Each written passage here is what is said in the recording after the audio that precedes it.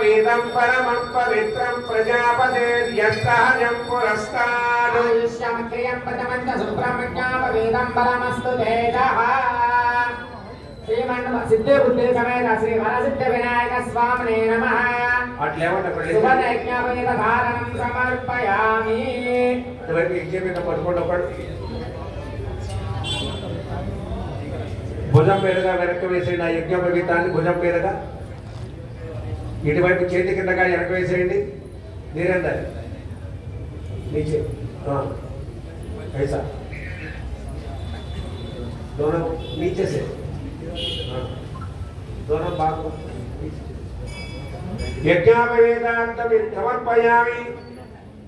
यज्ञापवेदं परमं पवित्रं प्रजापतेर्यस्तहजं पुरस्ताद్ आयुष्यमग्रियं प्रथमं चतुर्थं यज्ञापवेदं परमस्तु तेजः सिद्धे बुद्धे सहित वरसिद्धि विनायक स्वामी देवतायै नमः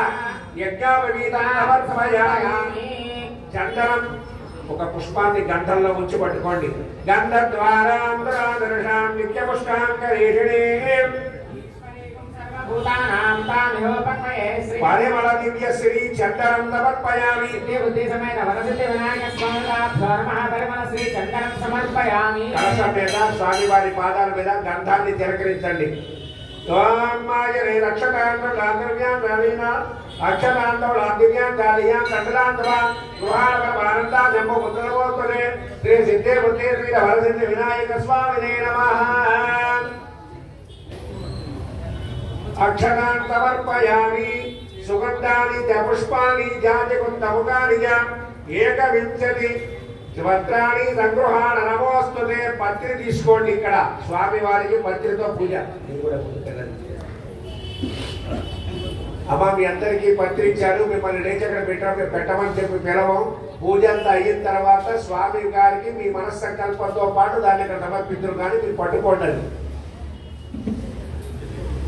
ఏకవింశతి పత్ర పూజాన్ కరిష్యే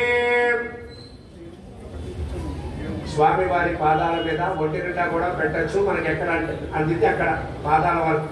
ముఖ్యంగా గరిక స్వామి వారికి గరికతో ప్రధానమైన పూజ చాలా అత్యద్భుతమైన పవర్ ఇస్తుంది మనకి మనం సంకల్పం చేసుకున్న ప్రతి పని ఆ గరికతో చేసిన దానికి ఫలితం ఖచ్చితంగా ఉంటుంది